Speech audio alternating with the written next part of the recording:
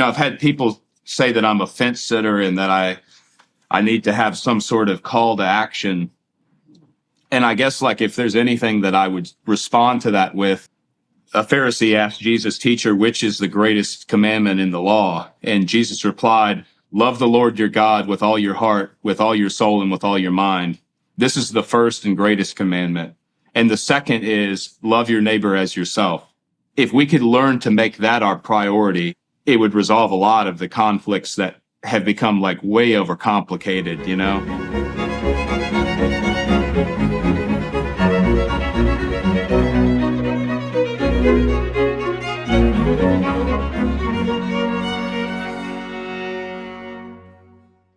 Hello, everyone watching and listening. Today, I'm speaking with musician Chris Lunsford, better known by his stage name, Oliver Anthony. We discuss the balance between vision and efficiency in artistic and commercial endeavors, why Chris's hit song, "Rich Men North of Richmond," has resonated so broadly and so quickly, the way honest expression through music can combat demoralization, how politics have become confused with the sacred, and what we can do to restore each to their proper order. Looking very much forward to it. So, Mr. Anthony, your stage name, your stage persona is Oliver. Your name is Chris. I'm going to call you Chris. Perfect. You're going to call me Jordan.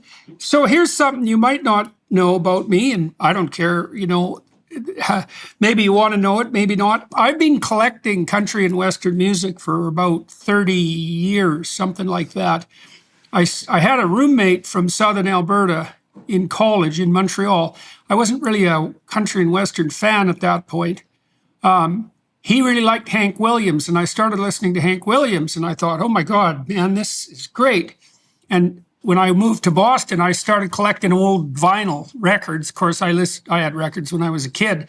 Yeah. But in the 90s in Boston, you could pick up vinyl for like $3 for $1. It was dirt cheap. So I used to go into the record stores and pick up any old weird-looking album, usually from the 50s, 40s through the 60s. And I built a big collection of country and Western music. And then I made a couple of CDs I called Western Blues and was giving those out for Christmas presents. And I actually have a Spotify playlist that's 29 hours long now with 600 songs on it that I've collected for 40 years. My wife and I listen to it a lot in the car. It's real good driving music, and I'm going to just list some of the characters that I listen to. You're familiar with all these guys, but a lot of people watching and listening won't be, and they should be.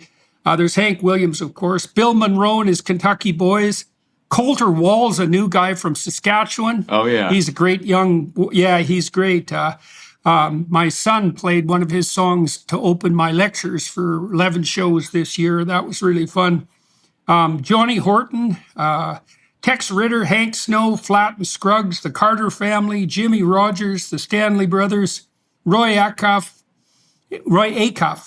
Hackberry Ramblers, Gypsy Kings, Leon Redbone, etc. Tammy and I, my wife, we've just watched the Ken Burns country music documentary, which is absolutely great. It's just brilliant. 8 two-hour episodes. And I've done a couple of shows at the Grand Ole Opry in Nashville. So that was fun. There's a great bar there called Robert's Western World that I go to when I go down to Nashville. And they have a band there called Kelly's Heroes. They did some music for me at the Grand Ole Opry. Played a vicious rendition of the American National Anthem on electric guitar. And they do a great version of Ghost Riders in the Sky, great blues guitar version of Ghost Riders in the Sky. So anyways, I thought I'd tell you that just so you know that I'm not a Johnny-come-lately to the kind of music that you've been playing. And so that's very very in like with my listening. So I love a lot of the older music and older blues like Delta blues and that type of thing. But yeah, that's I wouldn't have guessed that about you. So that's good to know. Yeah, it's well, about a quarter of this Spotify playlist is Delta blues too, because there's a great overlap, right, between that Delta blues tradition and the kind of music that you're interested in. And And you said that too. I saw that really portrayed well, for example. I don't know if you've seen the new Elvis movie, a relatively new Elvis movie, which I thought was great, but it does a lovely job of laying out the relationship between that black blues tradition and Western country and tradition. You know, it's not a connection that people often make, but there's a real sync there in terms of musical genre, nice interplay between the different musical forms. So cool to see. And of course, we're all the beneficiaries of that, you know. Yeah, and so there's American musical tradition. So something you may look at adding to your playlist or looking up that I think you'd find interesting is I don't know who the group is in the video, but if you go on YouTube, it's called Carpathian Folk Music, and it's usually the first video to pull up under Carpathian Folk Music, and it's maybe I want to say it's about 45 minutes long, and it goes okay, and it plays out almost like a symphony, like it starts in sort of one element, and then it has its ups and downs, and I've listened to that thing 200 times. You know, it's like sitting out in the woods listening to that. It takes you on a ride almost the way like Beethoven would, but it reminds me kind of almost a lot of the older country and blues. It's a very weird element, but it's got a lot of the sort of bluegrass elements to it, fiddle and upright bass and stuff like that. You ought to check it out, the Carpathian Folk Music. I will 100% check that out. Yeah, you know, one of the things that's really quite a mystery about music, and I can't quite figure it out, is, you know, I like classical music. I listen to a lot of music in the car, and classical music's hard to listen to in a car because it's got such an immense dynamic range. But you know, classical music is obviously extremely sophisticated and complex and brilliant and you know, reaches up into the stratosphere of genius. But there's dead simple music that manages exactly the same thing. I mean, Johnny Cash is a great example of that because, well, in the Ken Burns documentary, you find out when Johnny Cash first started, I mean, his musicians could barely play at all. You know, they knew like 3 chords. Of course, the Sex Pistols were like that too. And weirdly enough, and I don't get this exactly, is that there's one of the hallmarks of musical genius is authenticity and genuineness, right? So you can take a really simple melody and you can do something stunningly brilliant with it. Hank Williams is great at that. And it gives it a depth that's timeless, right? It doesn't age, well, which is what timeless means, of course, but it has to be something like that genuineness, and it must be something like that sparked the imagination of people around your song, right? Because when I was listening to it, I listened to it a couple of times this morning just to refamiliarize myself with it before we talked, and you have a genuineness of voice that has obviously struck a chord. And so, well, I'm curious about that. Is first of all, I'm really curious about how you're doing, because you've been like the center of a media firestorm here in the last couple of weeks, and that must be shocking to you. What's that been like, and why do you think your song, what is it about your song that you think you did right that it contributed to its going viral? So I have taken time to try to understand that myself. You know, the song skyrocketed in a way that you know, there's been accusations that it was propped up, you know, almost that I'm an industry plant, because it was like we posted the song on we recorded it on a Saturday. I think he uploaded it on Tuesday, and by Thursday, man, we were on a roller coaster ride. Like it was already apparent that things were heading in a direction that nothing else on his channel had done previously, Radio WV, and yeah, I mean, I guess to answer the first part of your question, how I'm doing, I'm surprisingly very calm. Like, I've been entertained the last couple weeks.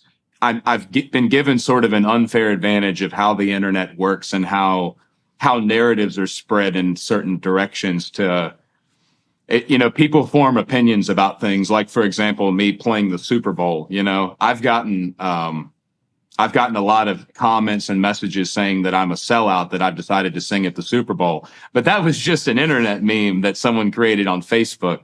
Like, for example, the one that popped up yesterday was that Oliver Anthony's stuck at Burning Man. And people were sending me stuff telling me how terrible it was that I'm at this like oh, Burning Man's this satanic ritual place and you shouldn't be there. And so I uploaded a video of me hanging out with my goats in the woods. Like, yeah, man, Burning Man, it really, it's terrible being stuck at Burning Man. But, so I don't know. I try not to take myself so seriously, and I've tried not to take this situation so seriously. It's just, I'm blessed for the opportunity to be here. I mean, even just being able to have a conversation with you is surreal. Meeting Joe Rogan was surreal. Just, the artists that I've looked up to, like Jamie Johnson and Shooter Jennings, and it's just so weird that they're a phone call away now. So I'm doing well. Like I, as I'm sure you know, like the last couple of years haven't been so great for me anyway, as far as my own perception on life. And so this is exciting to have a new opportunity to dive into. It's really what I've been wanting to do for a long time. I've just been so terrified of the idea of doing it, but here I am. Like there's no going back now, I guess. So you've probably heard by now that you should be using a VPN when you connect to the internet. But if you're like me, adding an extra step to anything you do every day just sounds like a hassle. Well, let me tell you, if you knew how easy it was to protect your connection with ExpressVPN, you'd be doing it already. ExpressVPN is the easiest way to browse safely, securely, and it's just better. ExpressVPN gets rid of all those things you hate about VPNs. It's a VPN done right. First of all, it's blazing fast. Lots of other VPNs slow your connection to the point where it's not even worth it to connect. But ExpressVPN doesn't lag or buffer. You can stream in HD with no issues. And using it couldn't be easier. Just open the ExpressVPN app, click one button, and enjoy instant protection across all of your devices.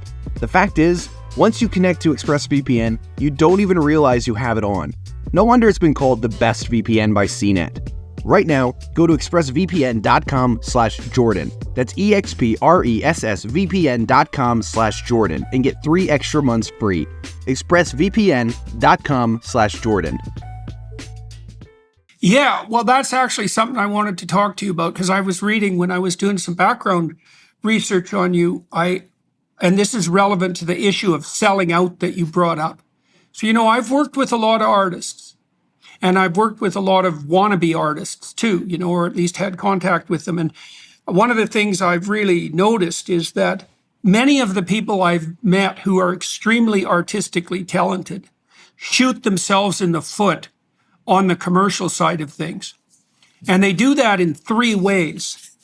The first is 4 ways. The first is they're actually terrified of commercial success. And that's actually understandable, because along with commercial success comes a transformation in lifestyle and in social positioning.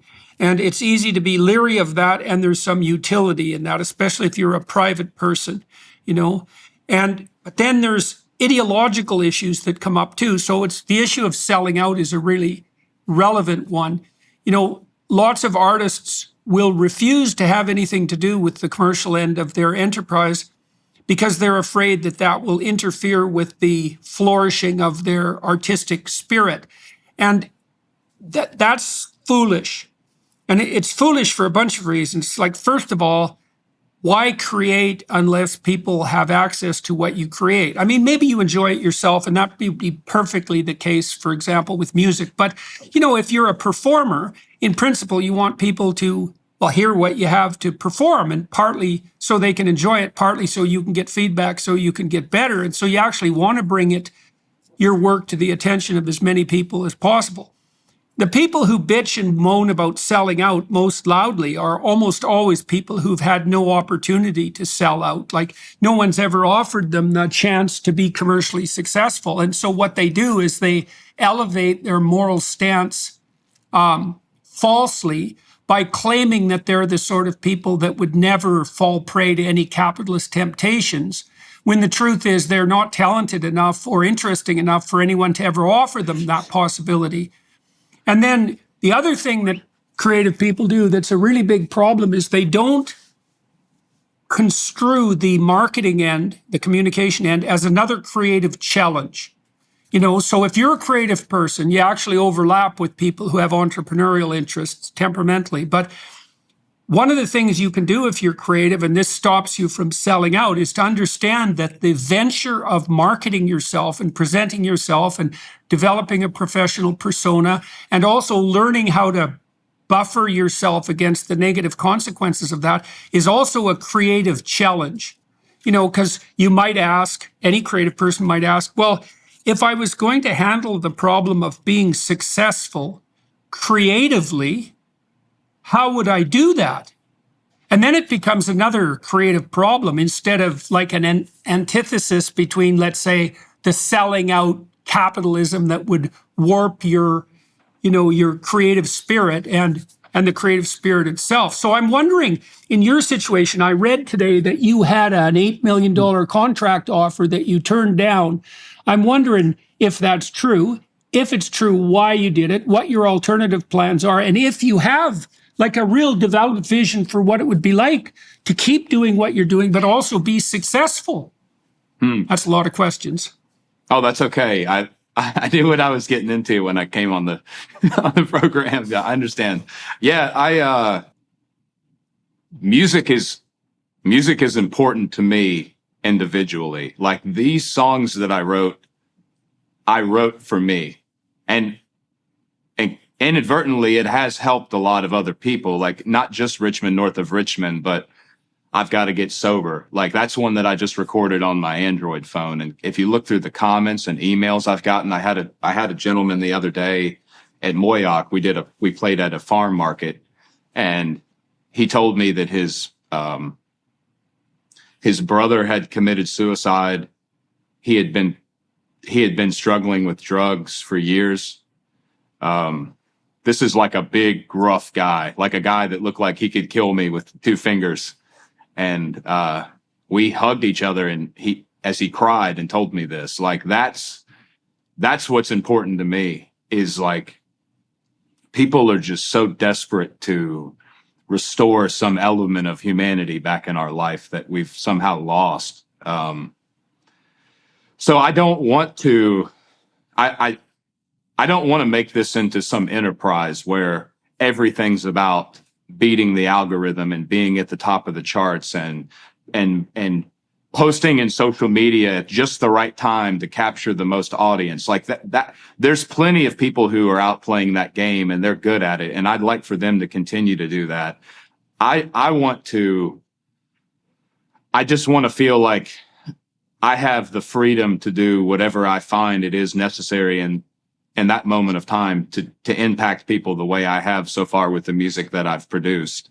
I have something like 21,000 emails right now in my Gmail. I've got 2,500 unread messages on TikTok, Instagram, Facebook, and they're not just people telling me, "Good music, dude, keep it up." No, it's paragraphs of stories of like people having to work 2 jobs because they lost their business during COVID, and their kid committed suicide, and it's just wretched stuff. That it is the full transparent narrative of what a lot of us already see on the surface level of what's happened the last few years. And yeah, so I don't know what I want my music to turn into.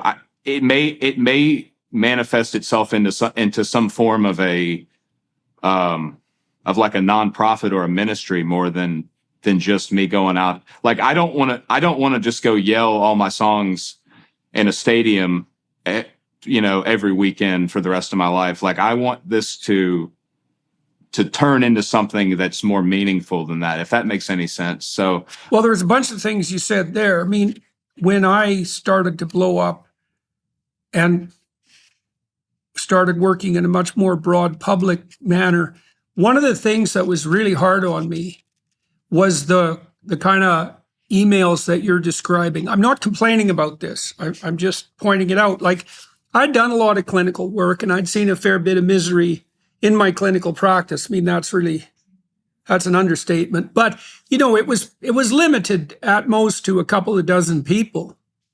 And then all of a sudden I was doing lectures for thousands of people and meeting thousands of people, and then hearing the kind of stories that you're hearing from hundreds or thousands of people. And, you talked about dehumanization and desperation. And, it's really quite overwhelming to start to see that in that heartfelt sense you described. You know, that big guy was giving you a hug and breaking Yeah. into tears. I mean, you meet a couple of hundred people like that in a week who do the same thing, and I found that extremely, extremely difficult because I didn't really understand how widespread that demoralization and desperation was, and to see that on a large scale was really heart-stopping. So that's And dangerous. to add to the point, it exists within the music industry.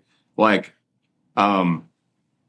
they say never meet your heroes, but I've gotten to meet quite a few of my heroes the last couple of weeks, and they have ridden the roller coaster of signing a big deal and playing shows and being in those contracts and in that algorithm. And they are, I can't speak for everyone. I'm sure there's people that love to go out and tour and do it, but like a lot of my heroes in music that I've talked to are not happy doing what they do.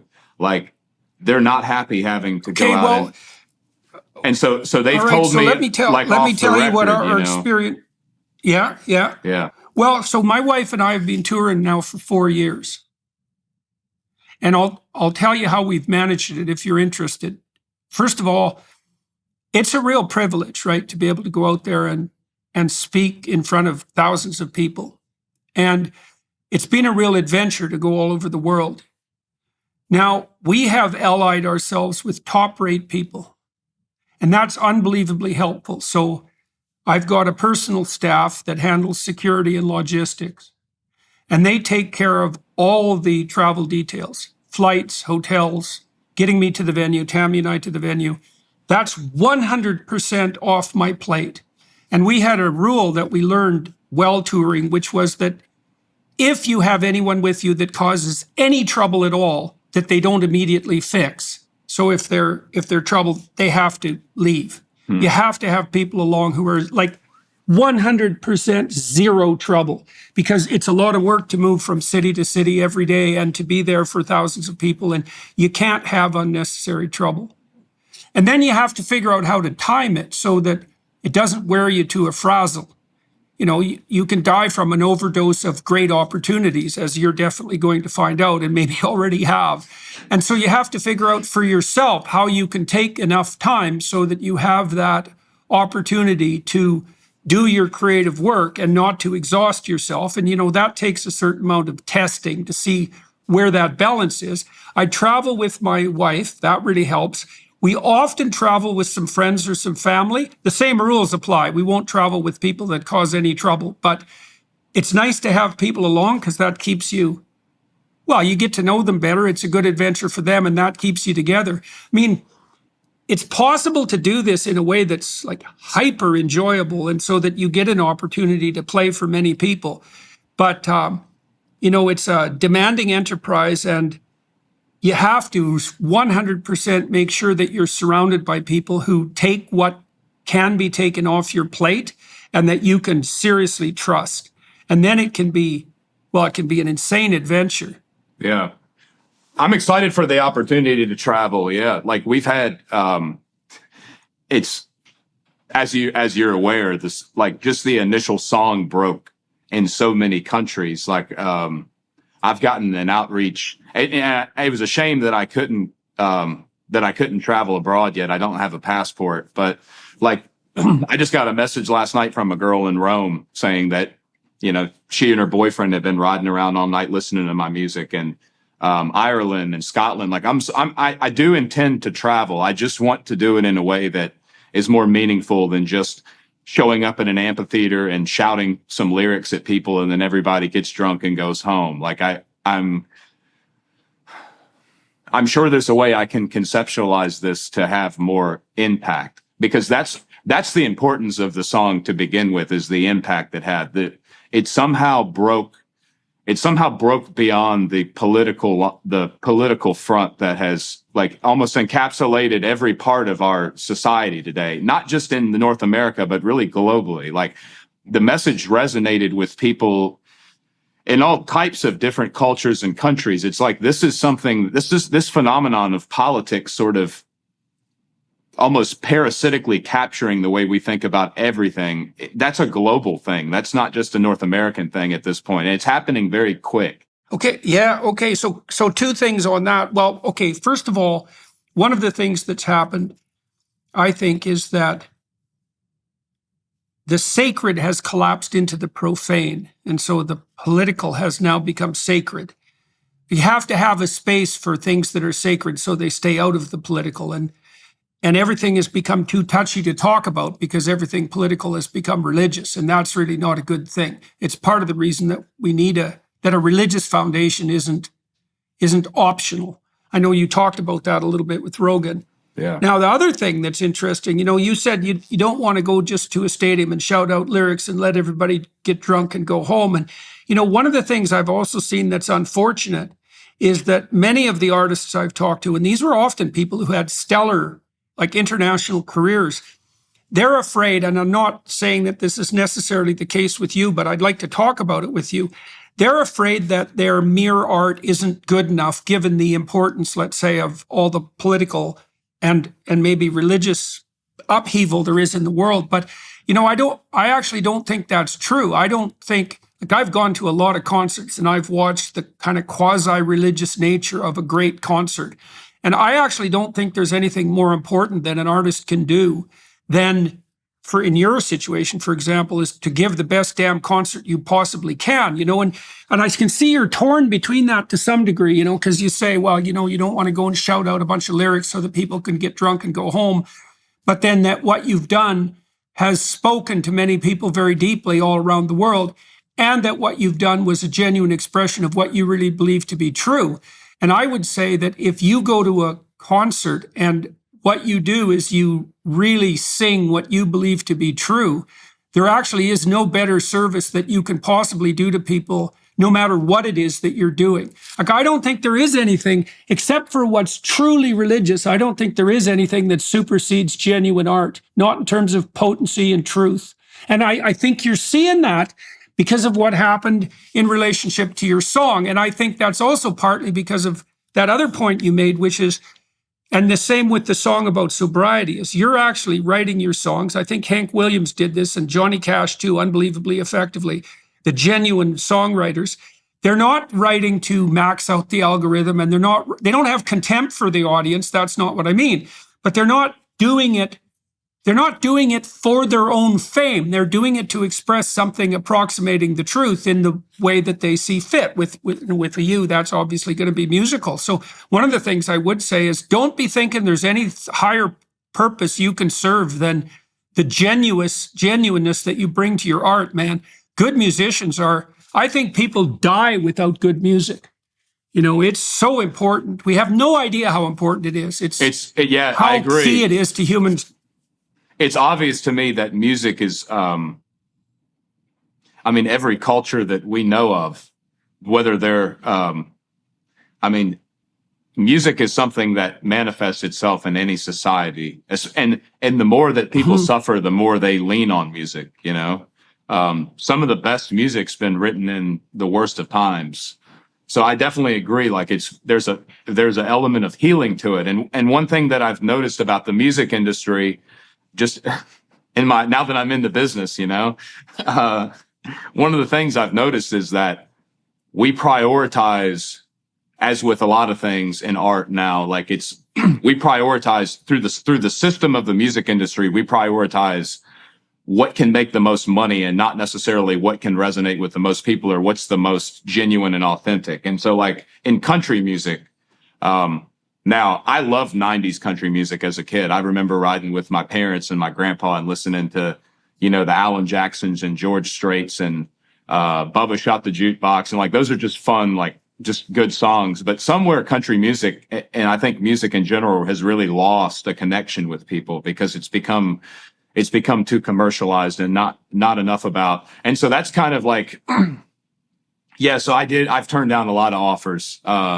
The latest one I saw was 100 million. That's certainly not the case, but yeah, I have had millions of dollars thrown at me, and I've had everything thrown at me the last couple of weeks. And, but I guess the reason why I want to stay on my own path is that, I'd like to inspire other musicians to do the same thing. Like the story of kind of how all this came about is just, I mean, most of the music's from my Android phone that I, just recorded, put it on YouTube. I ripped the WAV file, uploaded it. There's a service called DistroKid you can use. You pay like a nominal fee annually. They don't take any of the money, and it automatically puts it on all the platforms for you: Spotify, Pandora, Apple, YouTube Music.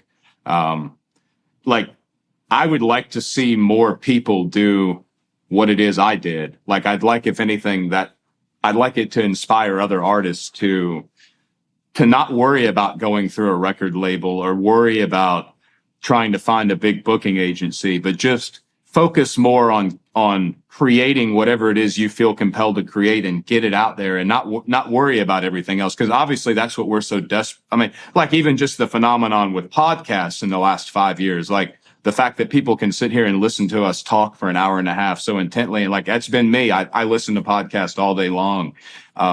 People are just at this point desperate for authenticity and desperate to connect with other human beings on a level that we haven't been able to connect on very well in the last 10 years because of technology and politics and government and just sort of this weird separation that's been put between us. And COVID certainly accelerated that to a whole new light. Like, it's a very weird world we live in today. And so, yeah, that's kind of my thought process, I guess, to kind of wrap up that on me in my future. It's more about trying to create a new way of thinking with music, and really it's an old way of thinking, but it's just bringing it into our time, According to a recent study of hundreds of post-abortive women, 60% of women reported that they would have preferred to give birth if they had received more support from others or had more financial security. And that's where Preborn steps in. Preborn is there for women in their darkest hour, deciding between the life and death of their precious child. The reality is that women are being pressured to make this fatal decision and are being told that their babies are just a clump of cells. Preborn welcomes women with love and introduces them to the beautiful life growing inside of them, which doubles their baby's chances at life. When you support Preborn, you not only support women, you empower them. Your donation of $28 will help a woman receive a free ultrasound. Your love can save a life. Dial pound 250 and say the keyword baby, or visit preborn.com/Jordan. All gifts are tax deductible. You will never regret saving a child's life. That's pound 250 baby, or visit preborn.com/Jordan.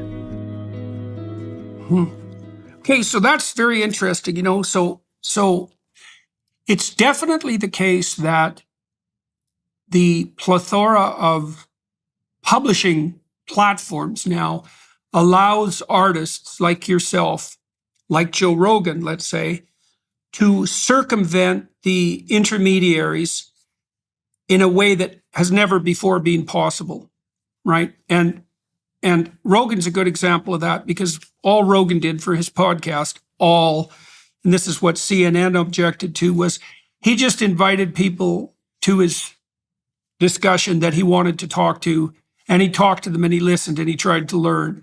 And at the time that Joe started his podcast, he didn't really need either the fame or the money, because he was already famous and he had the money. And Rogan isn't someone who's primarily oriented in that direction anyways. We can talk about him a little bit in more detail later too, because you were just on his podcast. And he took that advantage of going directly to the consumer, let's say, and circumventing the intermediaries. And he hasn't wavered from that at all, although he's also partnered with Spotify, right? And then I started putting my lectures on YouTube in 2013 because I was curious about it, and I've taken advantage of the same opportunities that you've described, and it's been great. I would say, however, and this maybe this is relevant to personalizing things rather than thinking about them in the abstract. Now, in the last year, I partnered with the Daily Wire Plus people, and we really thought about that for like 9 months before we decided to do it. It was a real intense negotiation, good faith negotiation on both sides, but it was a very intense negotiation. And it was kind of dicey, because on our side, we thought, well, do we want to partner with anyone at all? And if we do we want to partner with these reprehensible, right-wing wingnuts, Ben Shapiro and his lot? And then we also thought, am I going to ruin my podcast by allying it with something that's somewhat more corporate in its orientation. And that's a real danger, and we did have a bit of negotiation around that when we first started our deal too, because there were ways that the more corporate guys there started talking about content providing that risked turning the podcast into something that was sort of legacy media polished. Now, on the upside, they've radically improved my ability to do podcasts. They set up studios for me all around the world. I'm in Florence right now. The DW people set up a studio for me here so I can do this. They've increased the quality of the podcast, and they've left me the hell alone completely. If I want to do something and I suggest it to them, they almost invariably say yes. They're a lot of fun to work with. They're very entrepreneurial. They're not corporate. They don't think of content production. They don't talk down to the audience. That's been great. And they've got rid of problems for me rather than introducing corporate problems. And I would say the same thing with Live Nation. I had my doubts about Live Nation because of their stranglehold, let's say, on ticketing, but they're a lot better than some of the corrupt production people we've got involved with in countries that aren't as well developed, because we've hit some fraudsters. And so the reason I'm telling you all this is fairly straightforward. On the one hand, you have the advantage of going direct to consumer in the way that you've described, and that gives artists a tremendous amount of freedom. But if you're very, very careful and judicious in who you're partnering with, you can find people who will open up new avenues of opportunity for you without interfering with whatever it is that you value and what you have to bring. And you have to, the devil's in the details, man, because it boils down to the character of the person, the specific person or persons that you're dealing with. I also have a tour manager, John, who's an absolutely amazing manager. He used to be a comedian, like a traveling comedian. He was on the road all the time. So he's on the road for like 20 years. And he's been superb. So you can find people to work with who will expand your commercial reach without putting you through the grinder and killing the goose that lays the golden eggs. But it requires a lot of discernment and care. Yeah, well, discernment is an important concept with all of this. Yeah, because every decision, every word you speak, and every decision you make can very quickly change the course of everything. Like in this world, it is interesting. Yeah, you bet. Yeah, and so I guess the beauty too with Joe Rogan and with you and with others is that you conceptualized and created sort of your masterpiece and then decided to bring in something to help supplement that and reinforce it. And so that's so maybe that is something I could, it's like you didn't approach the Daily Wire of like, hey, let's start a podcast. And then, like you already sort of created the format and they just respectfully added to it. And so maybe that's a good way to go about doing it even with mine. Yeah. Well, one of the ways you can tell if you can do that. So in your situation, you're in a fortunate situation at the moment because at this moment, because you can say no. People are coming to you instead of you going to them, as you just pointed out. And so you have the fortunate opportunity to set the terms at the beginning and to think through what those are. And you already told me to some degree is like, you don't want to subordinate your music to profit. You don't want to become a generic act, and you don't want the corporate world interfering with your ability to speak directly to people. Those are principles that are actually worth writing down. Like if you, and I often recommend this to people in general, is imagine, and you could do this, it's a very useful thing to do. Imagine that you could be exactly where you wanted to be in 5 years. Like you've got these stellar opportunities in front of you. So then you got to allow yourself to imagine like you're a kid who's pretending or daydreaming and thinking, okay, man, I can be wherever I want 5 years. I'm a musician. I've already got an audience. I've got an audience of people who want to hear me. I've got a lot of commercial options. And then I have a private life that I enjoy. Okay, how could I bring all of those together in the optimal way? What would that look like? And that's got to be, there's this line in the Gospels that says that you should ask and you'll receive, You should knock and the door will open, and you should seek and you'll find. And that's actually an injunction to a kind of meditative prayer. And the idea fundamentally, and this works like a charm, is what the hell do you want? Just imagine that fortune could conceivably smile on you in the way that it has in the last couple of weeks, and you could set up your future so that it was literally your dream. What would that look like? Like, you obviously like performing. I mean, we could do that a little bit right now. If you imagine you could have a year where you had exactly the right balance between performing and having a private life. Like, what size audiences do you like playing for? Yeah, that's kind of the challenge. I love the intimacy of a smaller. I mean, we did the farm market. We had about 12,000 show up, and even with that, despite everyone telling me I was a fool for doing it, I stayed and did like a meet and greet after for about 4.5 hours. But it gave me enough time that I was able to. I'd like it to stay at a level. I'd like to have opportunities to be able to meet people. So 10 or 12,000 people. I mean, we've got a few coming up that size. You go back to your point about trying to sort of paint a mental picture of 5 years ahead. I know you had talked about that at some point in a lecture, and that's actually, I give you some credit for me sitting in the chair I'm in now, because I have done that from your recommendation. I did your self-authoring program and all, maybe 2 or 3 years ago.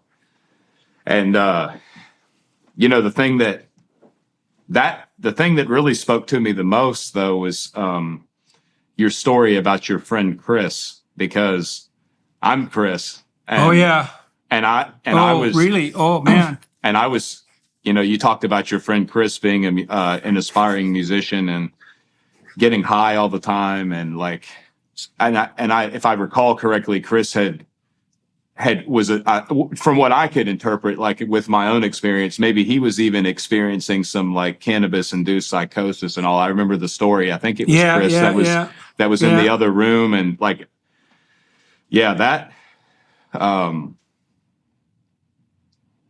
realized like maybe I'm Chris, So well, there's part of the reason I wrote about my friend. He eventually committed suicide at about the age of 40. After he phoned me one night, he had got a bunch of his short stories published in a small book, in an anthology from Northern Alberta. And he's actually a pretty good short story writer. He was a good photographer too. He was quite a brilliant man, this friend of mine. And he did smoke too much pot, and it wasn't good for him. And maybe there was something else going on there too, but he became very bitter and resentful. And partly because, he regarded his own ambition as evil. He was one of these demoralized young men, an early version of it, a sensitive person, and easily made guilty. And the constant harping about, the evil patriarchy and the terrible consequence of male ambition just absolutely did him in, and it played into his own unwillingness to accept responsibility in a kind of pathological way. It was very sad. Like, I knew him for years, and he lived with me in Montreal when he was older, in his 30s, my wife and I, for a while. And we tried to help him get his life back on track, and did to some degree, but then he left and went back to Alberta. Anyways, he committed suicide the day after he had phoned me and told me about having this publication. He went out in a truck and hooked a tube to the exhaust and in his truck, and smoked cigarettes up in the mountains, and, just let himself go. And it was quite the bloody catastrophe, but it was one of those situations where, his life was too aimless, and he didn't take his own potential with enough seriousness. He regarded his ambition as evil. He kind of became a nihilistic Buddhist in the worst possible sense. And and drifted. It was really a real waste of talent. And so it's a hell of a thing to hear you say, that you saw some him in you, but it's very, very common. And it is a lot better to develop a vision. You talked about this self-authoring program. You need a vision, man. And so now you said you talked to you sang to 12,000 people, and that was good, but you liked the personal contact with the meet and greet. So my team sets up meet and greets after my event at every event. And so that's a premium ticket.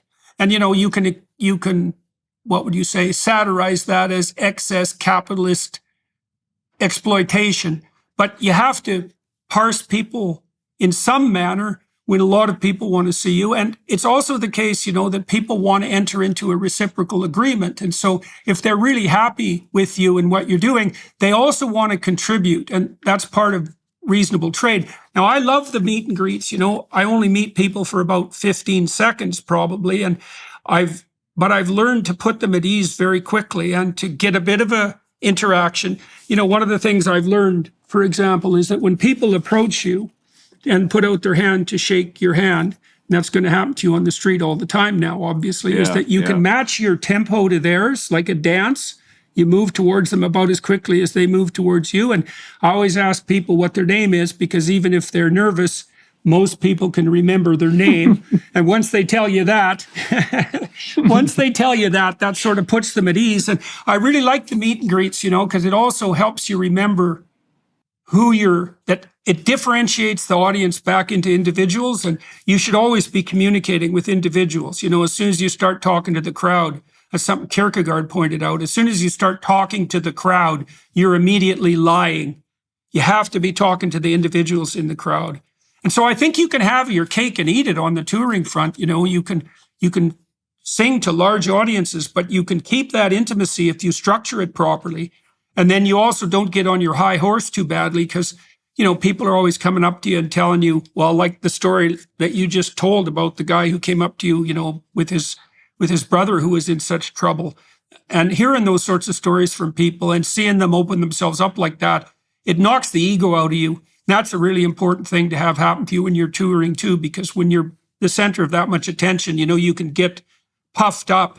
That's so dangerous, man. It's so dangerous to have that happen. Yeah, I don't ever want to sit in a position to where I feel like I'm better than anyone that I'm singing to. Yeah, I don't like that ego that you see come with people that are in celebrity status. Like it's a tragedy, because it ends up, the person changes into something completely different than what people fell in love with them for in the first place. Yeah, like I don't see myself any different than anyone else that I'm like, and that's what's been so weird about this whole thing anyway, is like when I am approached, and of course, maybe I need to shave my beard and cut my hair and wear a hat, and then I can go out in the public for a couple of days. But I kind of stand out in the crowd anyway, at my height and red hair and all. And so, yeah, but it hasn't been at least not yet. It hasn't been a bother. It's been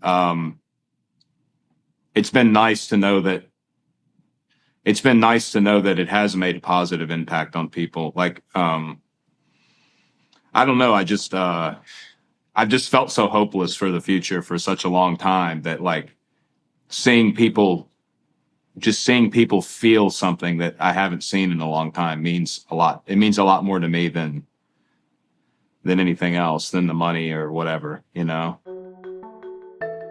Vladimir Putin called the US dollar's drop in dominance objective and irreversible, as Brazil, Russia, India, China, and South Africa formally agree to use local currencies in trade instead of the US dollar. As demand for the dollar weakens, the buying power of the dollar weakens as well. That is why Birch Gold is busier than ever. Investors and savers are looking to harness the power of physical gold held in a tax-sheltered IRA, and you can too. You can protect your IRA or 401k by diversifying with gold from Birch Gold. As the US dollar continues to receive pressure from foreign countries, digital currency, and central banks, arm yourself with information on how to protect your savings. Learn if gold is right for you too. Text Jordan to 989898 and they'll send you a free info kit on gold. With an A+ rating with the Better Business Bureau, thousands of happy customers, and countless 5-star reviews, I trust Birch Gold to help you diversify into gold. If a central bank digital currency becomes a reality, it will be nice to have some gold to depend on. Again, text Jordan to 989898. What made you said that for a long time you had felt hopeless about the future, and you alluded to this song that you wrote too about sobriety. And also about identifying to some degree, let's say with my friend Chris. What do you think it was that tempted you to feel hopeless about the future? And how have you dealt with that to the degree that you have, and how have you dealt with that successfully? Um, I the hopelessness I think comes from seeing us all like we find fault in each other instead of finding common ground in each other anymore. Like to your point about Chris and like with and that's one of the verses in the popular song is that it references young men committing suicide at this ridiculous rate they are today because yeah we've and I don't know why it is. I think it's almost been again through social media and sort of the parasitic way that it alters our thinking, like by just we read every day things that just change our perception of each other. But we've gotten to a point where it's easier for us to try to find differences and faults in each other instead of similarities, which we all hold much more common ground than we do difference. You know, I mean, we're all very biologically similar, and we all have to acquire some amount of money. Most of us have ambitions of raising a family or at least have developing friendships. Like, you know, I'd say 90% of the people that at least exist in North America are very similar in almost every way. But it's like we've somehow found the nitpick arbitrary differences that we hold and we exploit those and blow those up. And so, yeah, it feels hopeless because we are more divided today than we've ever been. Like everything's politicized. Everything is about one party or one person trying to hold some moral high ground over the other, just for the sake of being able to point your finger down at them, you know? And it's like, what the hell are we doing? Like we have just an incredible opportunity to live in the place that we do. The fact that you and I can use free speech and free thought, because speech and thought are one and the same. Like if people aren't able to have open, honest conversations with each other, they aren't able to conceptualize new ideas that takes us into a better place than whatever place we were in previously. Like that's human existence 101. And so to see that being threatened and to see us all sort of being put into these categories and these political buckets, you know, it's like, even just our own, even the personalities of people have been weaponized against each other. You know, you made a good point. It's been a couple years ago, maybe, where you were talking about, and I'd never looked at people this way prior, but you were talking about how just in people's own persona and their personality and the way they think, people can be more conservative or liberal. Like entrepreneurial, imaginative people are typically more liberal. And, you know, like in a business, you've got the CEO is typically going to have a more conservative perspective, and the guy coming up with the new ideas, the entrepreneurial guy, he's going to be more liberal. And it's like, it seems like whoever this they is, the man behind the curtain, if you will. I don't know if that's just, I don't know I don't know how to explain that side of it, but it seems like things have become very much like taking the imaginative, creative person and weaponizing him against the more traditionalist, grounded person. Instead of them using their strengths together to sort of build a brighter future, it's about taking each other and seeing how far we can take this thing. But ultimately, my hopelessness comes from like, what is this country or what is this world going to look like in 20 or 30 years? Like, what world are my kids going to live in? Are they going to be allowed to say what they think? Are they going to even be able to walk down the sidewalk? I mean, like, you know better than most about just the atrocities that went on 100 years ago, 150 years ago. Like, we're so close to falling back into that. That's really where my hopelessness comes from. But I do believe things can be turned around for the better in a short period of time. It's just people have to sort of retrain the way they think about each other and ultimately the way they think about themselves, you know? God, I've been on Twitter 2 weeks and realized Twitter's not a good place to be. Like, people seem to spend a lot more time finding fault in others on Twitter and that's time they should be spending with their families or working on a hobby or a side business, or, you know, like, a lot of our time is wrapped up in so much in social media and it's become very toxic, you know? Okay. So a couple of things there. So in terms of keeping your feet on the ground when you've become a celebrity, become the center of attention, you know, there's there's a tremendous emphasis in the Judeo-Christian tradition of attending to your own sins, right? Of taking the log out of your own eye instead of worrying about the speck in your neighbor's eye. And certainly, you said you regard yourself as another, just another person among people, and one of the things that's very necessary to do if you are in a celebrity position is to spend a fair bit of time meditating on your own inadequacies, like not in an involuntary and self-denigrating way, the way that it would be associated with depression, let's say, but in a open-eyed and humble, analytic way, so that you remember that you have things to improve, right? And that's your problem and your responsibility. It's actually a relief to do that. And so that's like a meditative or religious practice. And then you talked about the relationship between the creative entrepreneurial type and the conservative managerial type. And that's partly what I was alluding to, let's say, when I was talking about the partnerships that I've established with people like CAA and Live Nation and the Daily Wire folks. Those relationships have been made personal, rather than organizational. And so although the people I'm working with are members of large organizations, the relationships themselves are personal and they're based on trust. And because of that, I've been able to benefit from the managerial capabilities of the people that I've been working with. And I learned that actually from the man I was apprenticed to as a graduate student at McGill, Robert Peel, who's still a business associate of mine. Bob was a very good administrator and manager, as well as a very good entrepreneurial scientist. And he was very good at managing his lab and keeping track of the necessary corporate and administrative elements that made the entire process move forward. And that's harder for creative people because those are sort of petty details, but you can learn how to value that. And it is like the creative person learning to value the conservative, It's the same thing. The person who can put things in place incrementally and move things forward efficiently, but perhaps lacks vision. It's easy for the visionary to be contemptuous of that, but it's a big mistake. Just like it's a mistake for the conservative type to denigrate the visionary type, right? Because now and then new ideas need to come along. But by personalizing that, you can attain that kind of harmonious production that you described.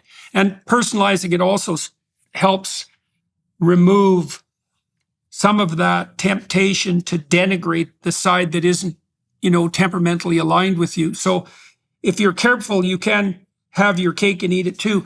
You talked about the self-authoring.com program. You said you had developed a couple of years ago, 3 years ago or so, you developed something of a vision for yourself. And so do you remember what the details of that vision were and why you decided to do it? Yeah. So I'd used a couple of years. So I'd used the self-authoring and I also used the personality trait for my wife and I before we got married. And understand myself. Understand myself. Yeah. Okay. So we've used both of those, so we could figure out how we had just moved in together and we had maybe been dating a couple of years prior to that and we were getting ready to get married. And it was like trying to figure out how we could, like any couple, when you're living together, things are much different than when you're not living together and you really learn how you have to sort of work around each other at home. And so, we used that. But self-authoring was more of just trying to figure out where my direction was because I had, I dropped out of high school. I moved to Western North Carolina, sort of in this pursuit of adventure, I guess. And then I'd had the head injury and I had to move back. And so everything that I had sort of planned, like my vision of what I thought my 20s going into my 30s would look like, completely flipped upside down. And I had landed the sales job still kind of in the industrial construction industry and it was paying the bills and I got to talk to people every day. And so I was like, well, I'm pretty cool with this, but this really isn't what I want to do with my life. And I did the self-authoring program and realized that I really needed to make some big changes in my 20s.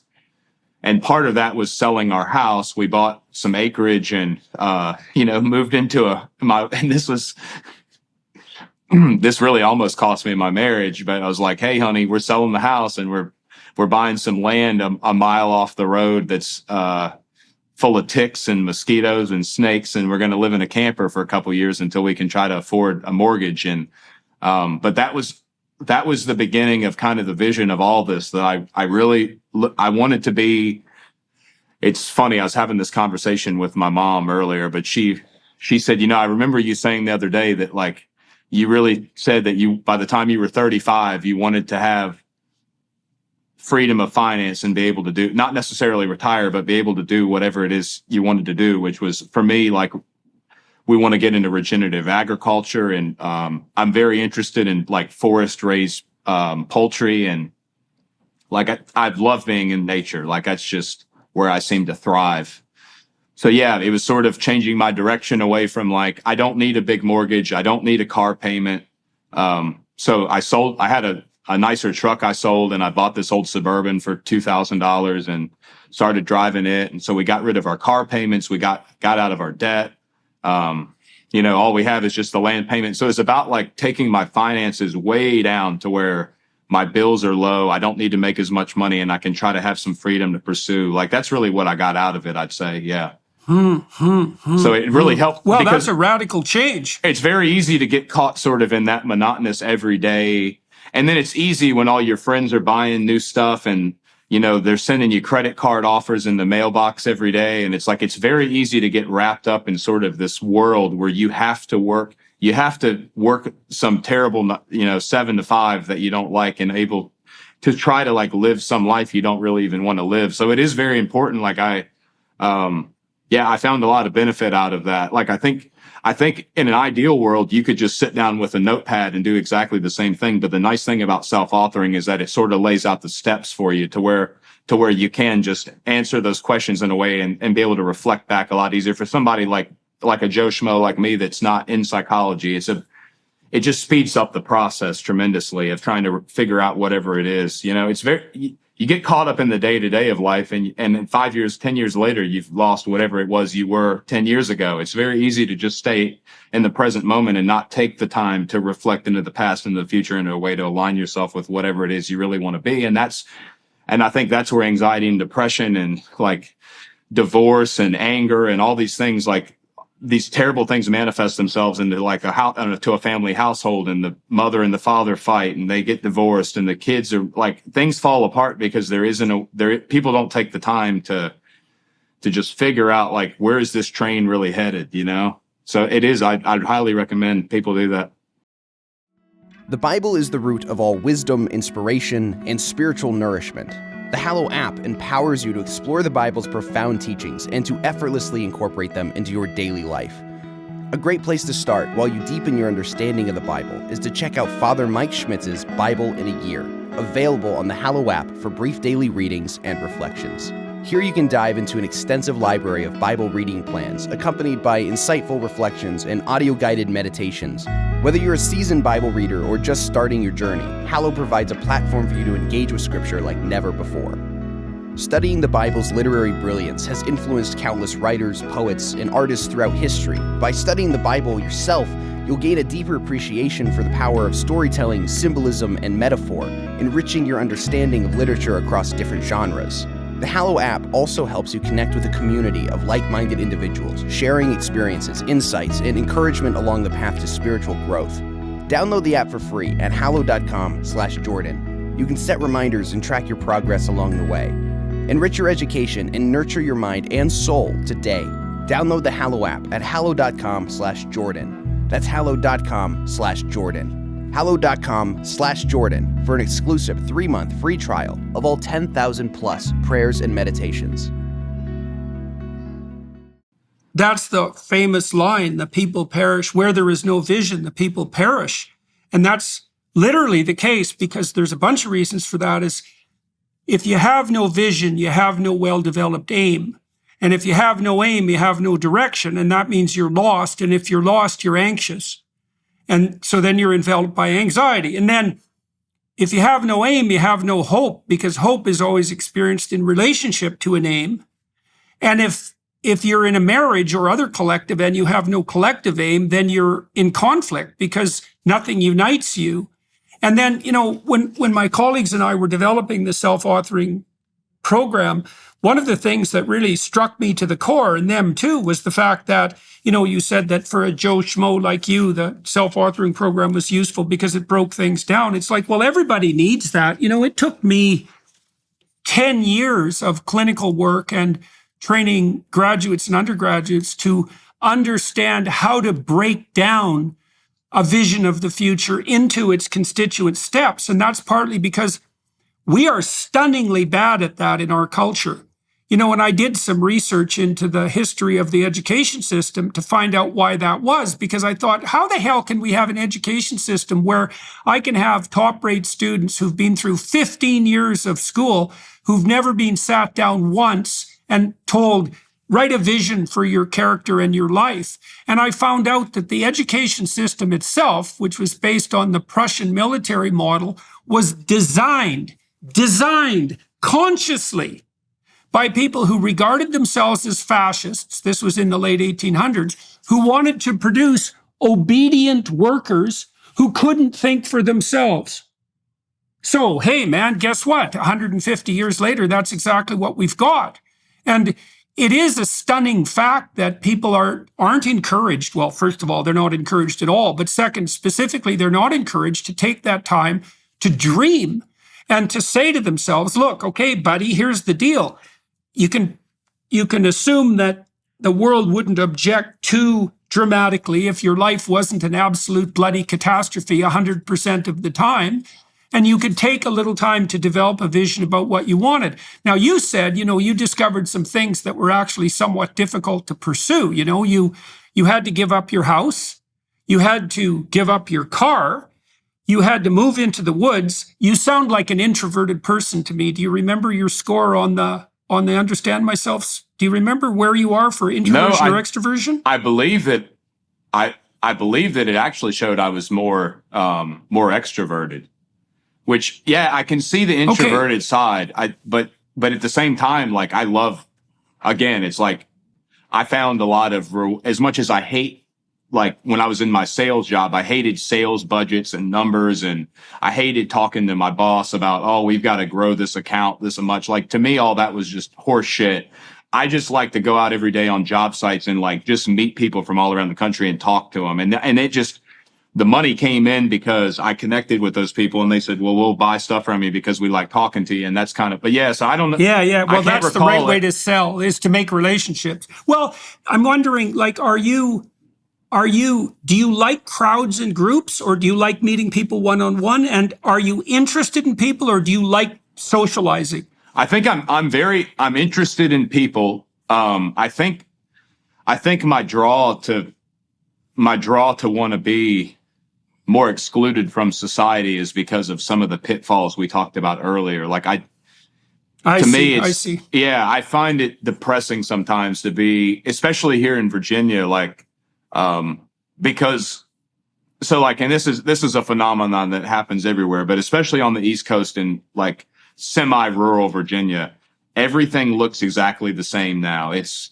a Starbucks and a Target and a multifamily project, and like all the whatever sort of uniqueness and diversity each town had is sort of gone. Everything has just sort of become this like retail dystopian nightmare, and I see a lot of farms being bought up and converted into neighborhoods and subdivisions, and because farms can't make the money that if they're not through a commercial contract. And so, yeah, just like, it's just depressing to see the way the landscape's changed over a period of time. And so I think that's really what motivated me to go. And, even like we're here in Richmond filming today, and Richmond is a gorgeous city and it has such a deep history.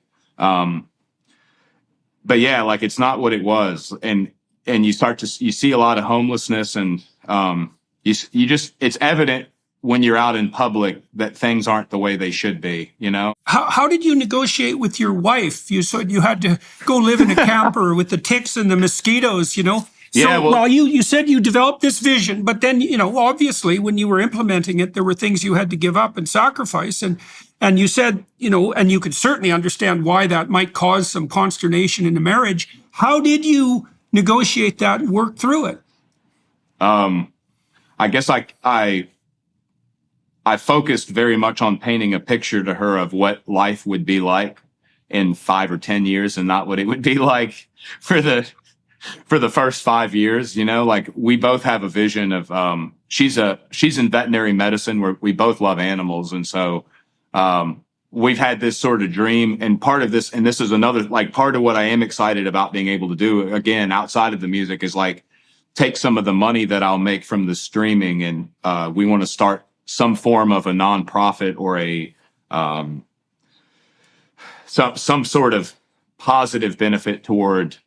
I have this, not to go off track, I'll answer your, but yeah, I have this sort of vision. And even back then, this is what we dreamed of doing. We started a 501c rescue with a friend of ours for dogs and cats back then.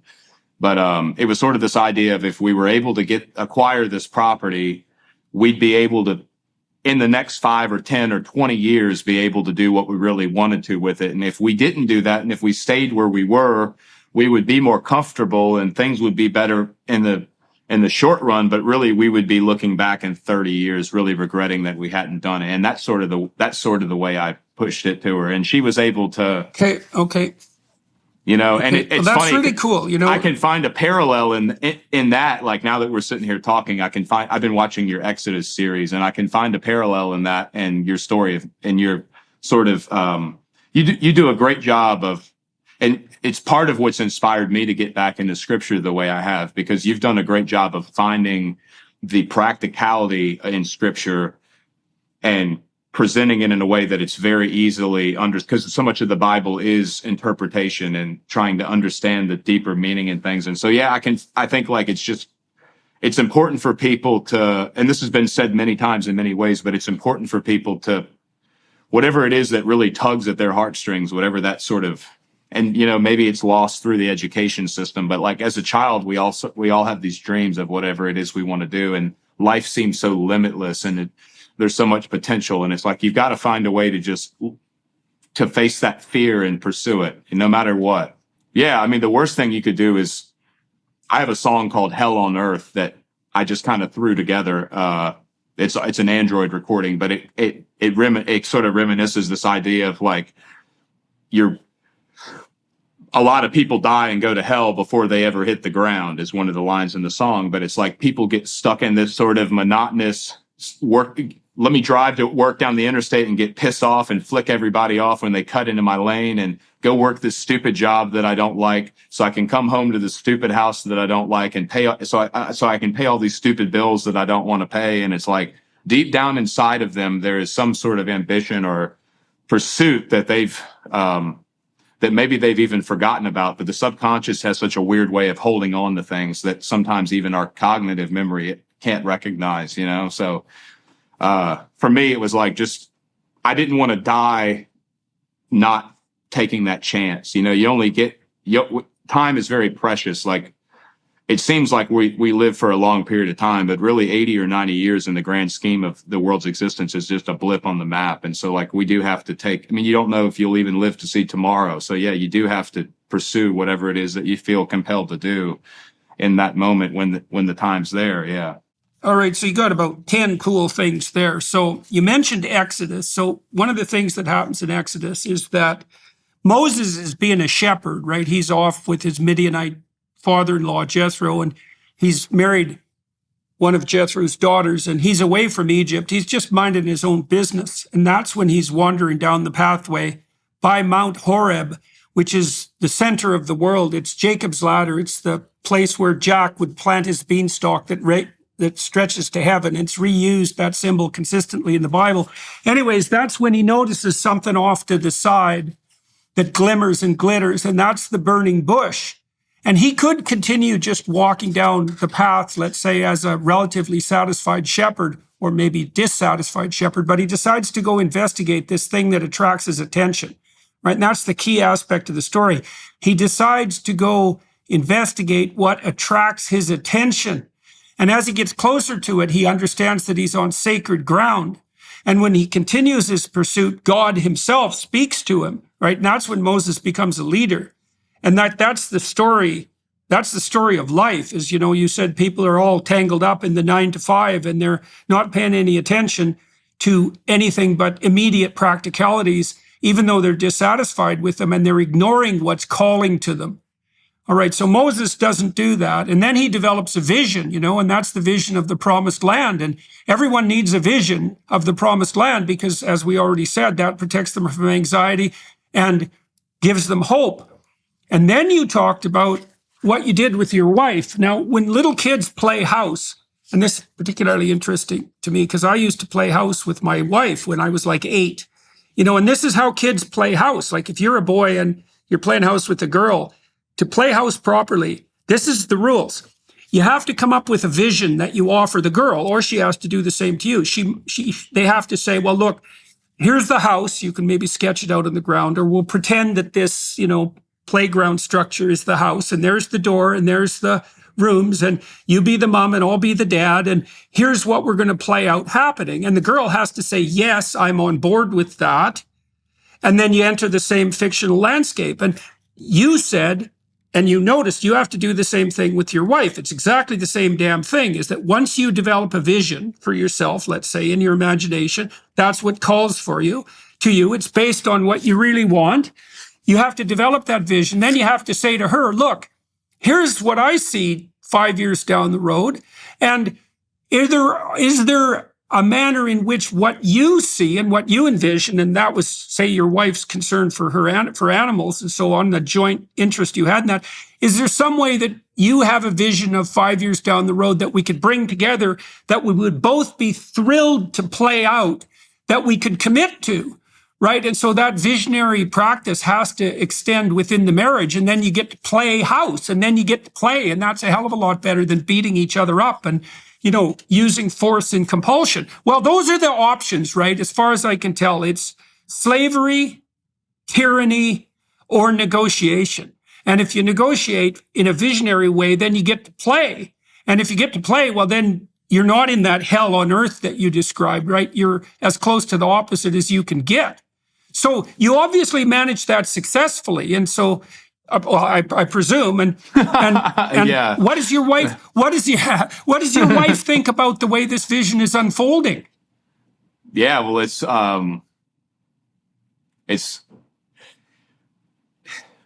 in the present moment. She's very excited. Like neither one of us had any idea that any of this would happen the way it did with the music. But as far as we're excited. We're excited to.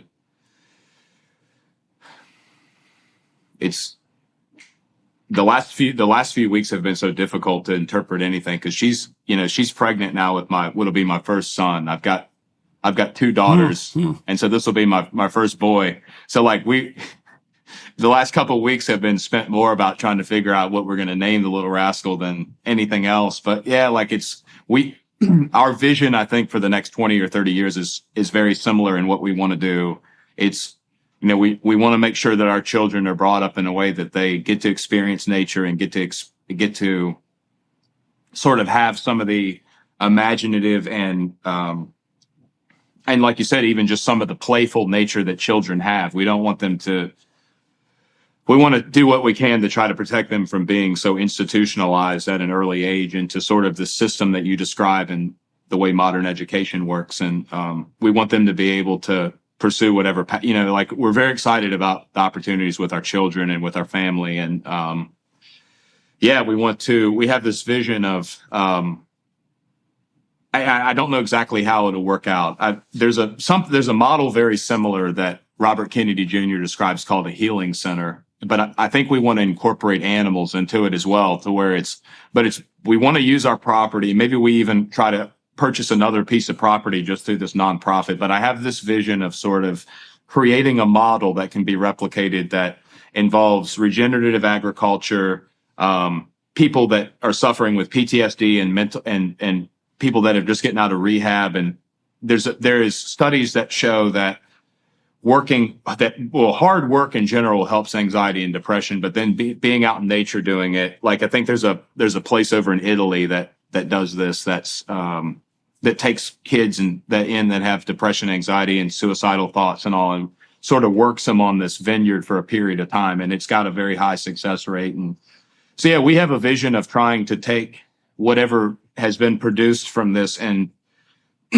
we want to sort of light a fire maybe that will hopefully light other fires, and this can become something a lot bigger than just what she and I want to do, with our world. But yeah, it's about trying to sort of we both are very like-minded in that, and sort of that bigger vision. And it did take some time. Like it's difficult. It's very difficult for anyone in today's society, including me. I mean, I'm just like anybody else, but it's hard to sometimes it's hard to, how would I say it?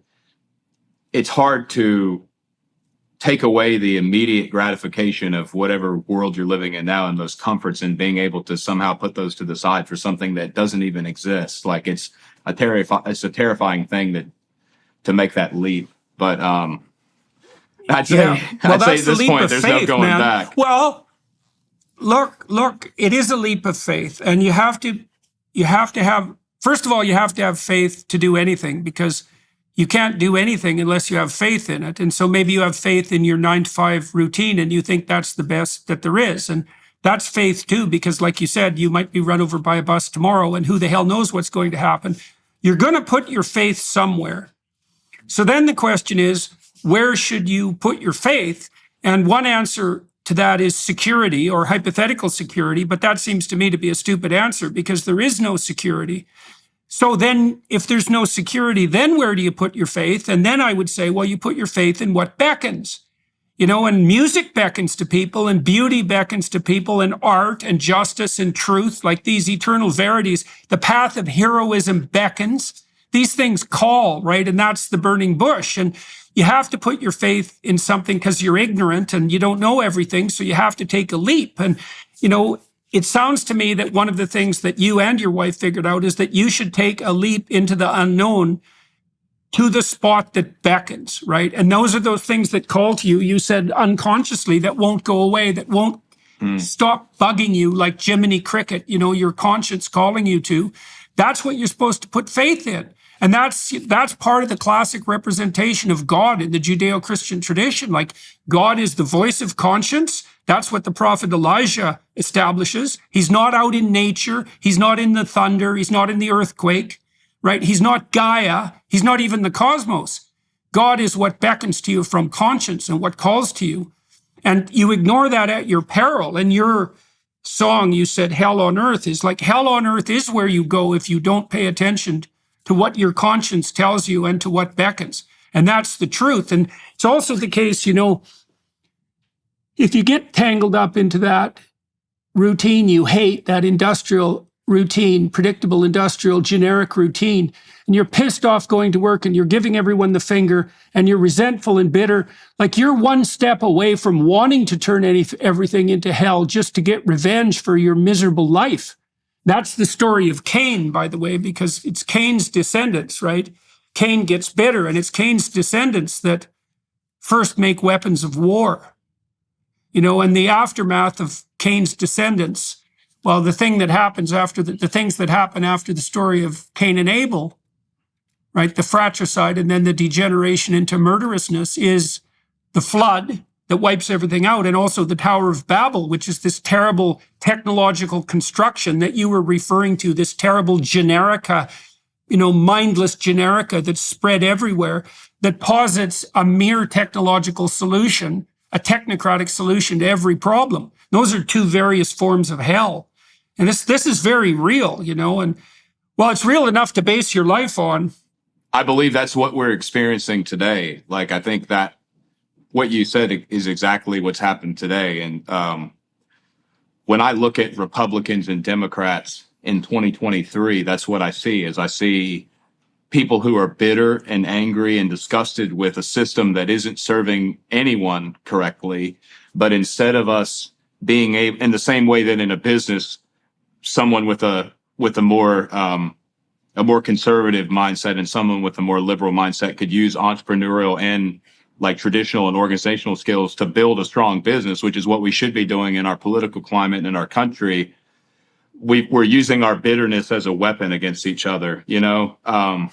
It's been interesting.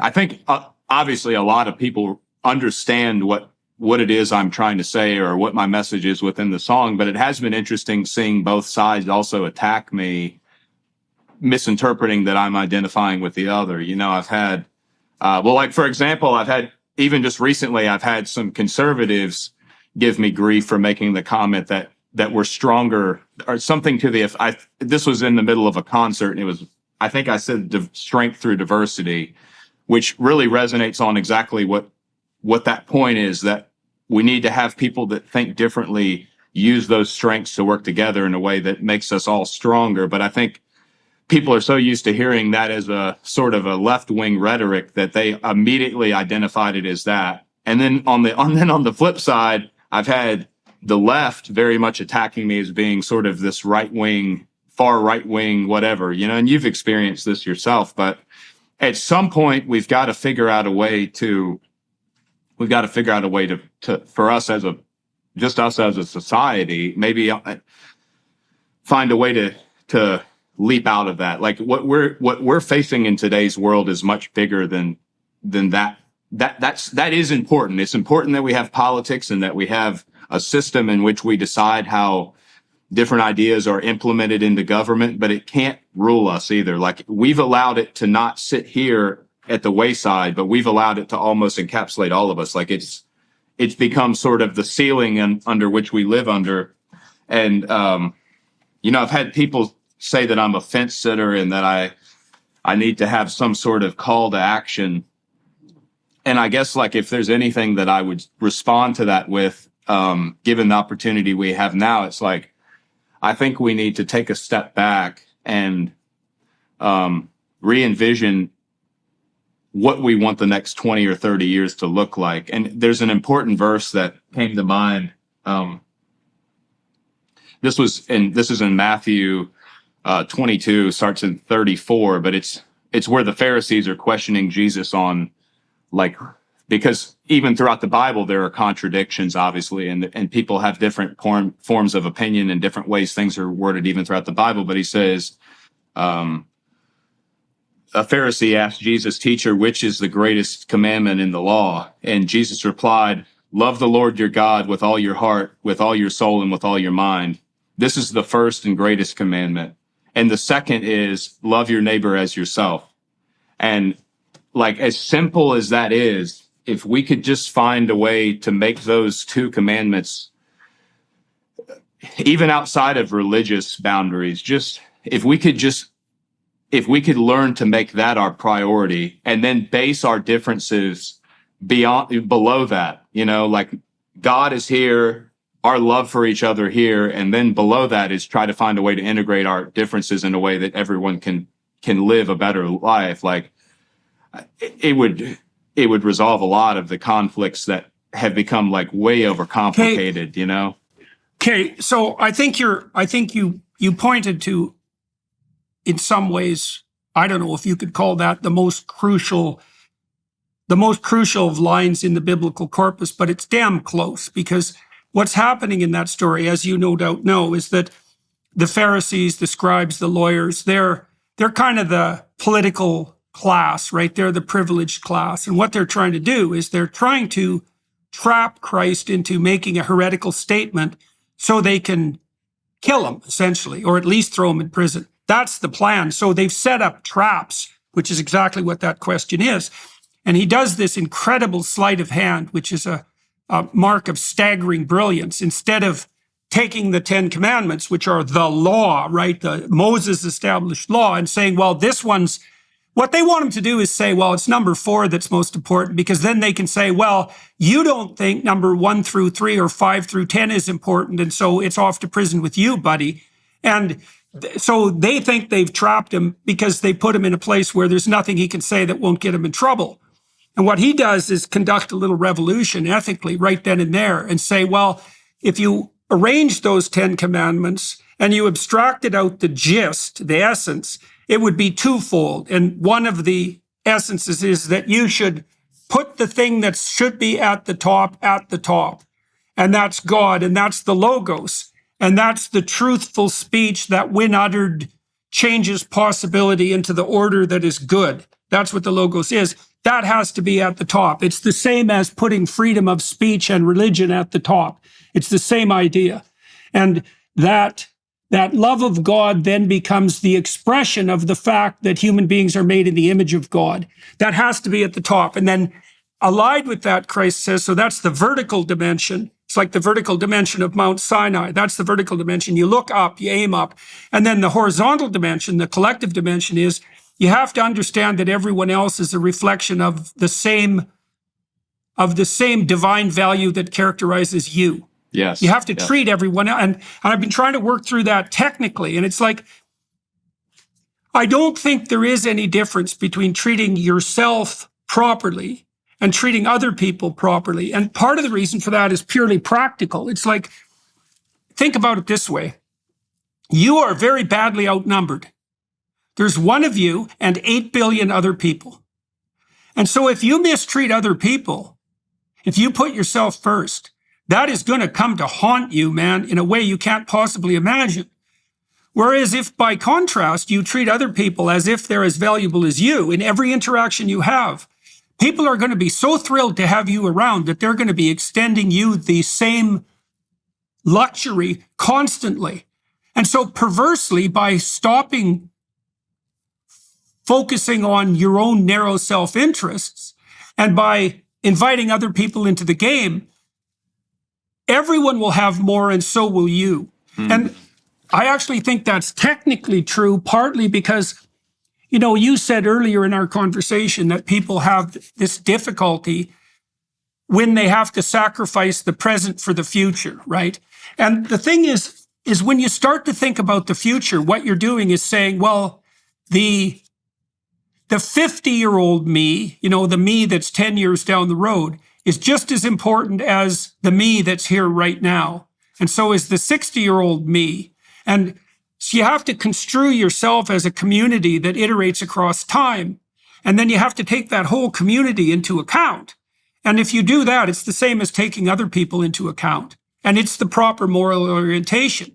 And it's not proper for arbitrary reasons. It's proper because if everyone did that, the world would become peaceful and abundant, and we could live in something approximating harmony, and many of the problems that beset us would, merely as a consequence of the better governance that would emerge, many of the problems that are plaguing us would vanish.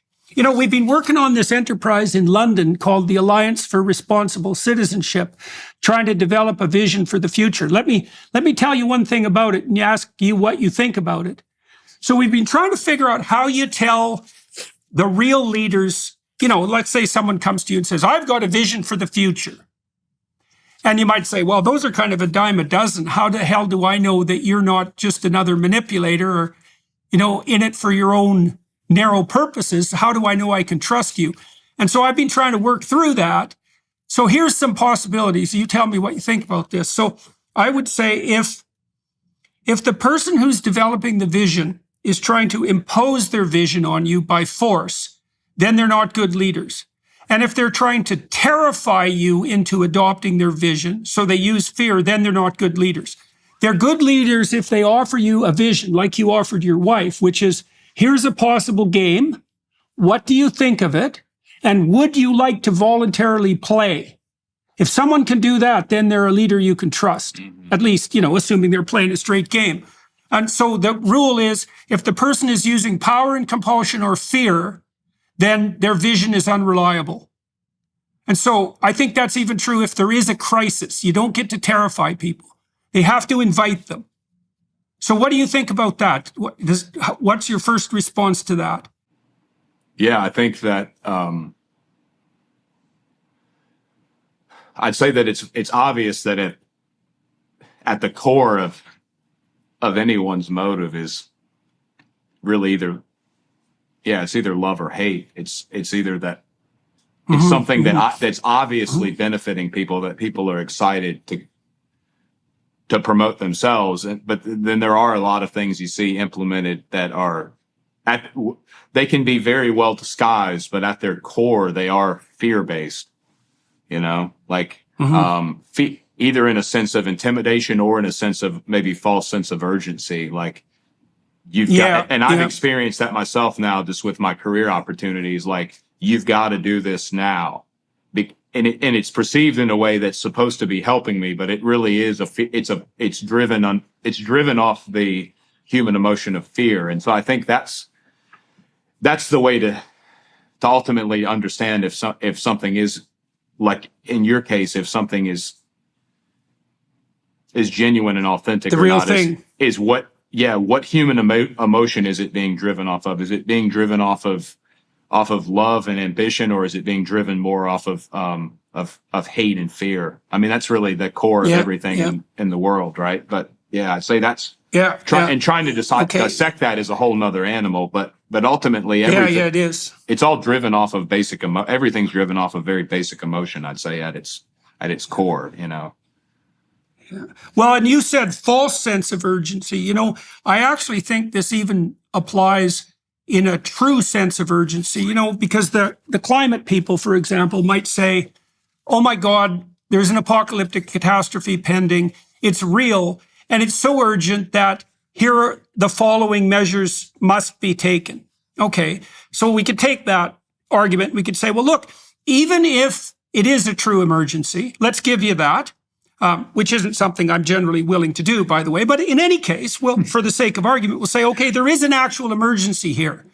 I would still say, if your response to that emergency is that you're now willing to wield fear as the cudgel of power, then you're too little a man for the job. Is that if the crisis has terrified you into becoming a tyrant, then you're facing a dragon that you can't defeat. And so you're not the right guy. I think even when there is a crisis, you should lead people with faith and hope and not with power and fear. And that's a way of distinguishing the real true leaders, let's say, from the false prophets, so to speak. Absolutely. That's how it looks to me. Yeah, I agree. Yeah. Hey, absolutely. so I wanted to ask you about Rogan. Just out of curiosity, you went on his show. I've been there 3 or 4 times. I've got to know Joe a little bit. What was that like for you, and what do you think of Rogan? I love Rogan's really cool. He's just and not, like I said, I've met so many of my heroes, I guess you'd say. They're all just very down to earth people, like which is refreshing to see. That, you know, you hear horror stories about certain people presenting a sort of characterization to the world of being one thing, but then behind closed doors they're this sort of like monstrous, egotistical creature that is unapproachable and not really human-like. And so, yeah, it's nice that but yeah, I love Rogan. He's I was impressed at the way he conducts his business. It's very streamlined, and it's he has a small staff. He's very straight to the point with everything. It's like it's nice to see, and I think that's what's brought him the success he's had, is that he hasn't turned it into sort of this he could make it a lot bigger and quote unquote better than it is, but he keeps it very just simple and real. And so I enjoyed meeting him. We had a great time when that was my first time off the East Coast. So we were in Austin, obviously, and we did the Joe Rogan podcast. And then that night, I connected with Tom Segura, who's another great, like, I can't say enough nice things about Tom. He invited us to the mothership, to what we thought was going to be just to hang out and meet everybody. And we only flew one guitar to Austin. I was scared to fly my resonator guitar there. I just figured somebody would steal it or it would get crushed or something. And so we only flew my guitarist guitar. And so we had one. We get to the mothership, and Tom's like, man, you really ought to get up and play a few songs at the end of my set. And I wasn't going to say no. So Ron White was there.